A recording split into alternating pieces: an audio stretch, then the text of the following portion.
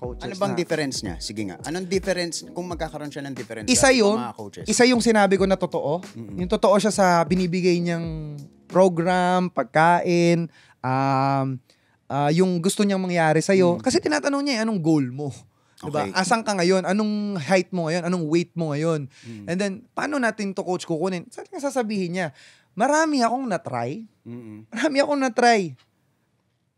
Kung ano yung pinasa niya sa isang body type na ganito, Exactly. yun ang ibibigay ko sa body type mo. Hindi Bakit? customized. Hindi ko na kailangan mag-isip pa eh. Diba? Kumbaga yung libro ko ito na to, hindi. Si coach, willing siyang tanggalin yung ibang pages kahit punitin niya talaga. Tapos papalitan niya ng bagong page, susulat niya ulit kung ano yung sino si Kel. Bakit? Gaano siya kadalas mag-workout? Sino, ganito, ganyan, anong oras siya? Parang ganon. Even yung technique na sinabi niya sa akin, hindi ko makakalimutan to coach, sinabi mo sa akin, right after your gym, you eat 1 pongkan. Yes. Hanggang ngayon. Bakit yun? O yan. Bakit mo sinabi sa akin yun, coach? Bakit mo sinabing Kasi kumain ako ng orange? Right after.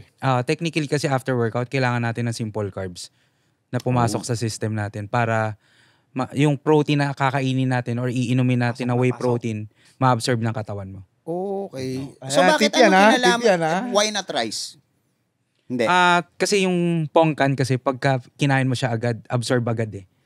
Si rice hindi siya agad. Medyo mabagal pa si rice. May water yung pongkan eh, no? Hindi rin. Yung because of the simple carbs niya.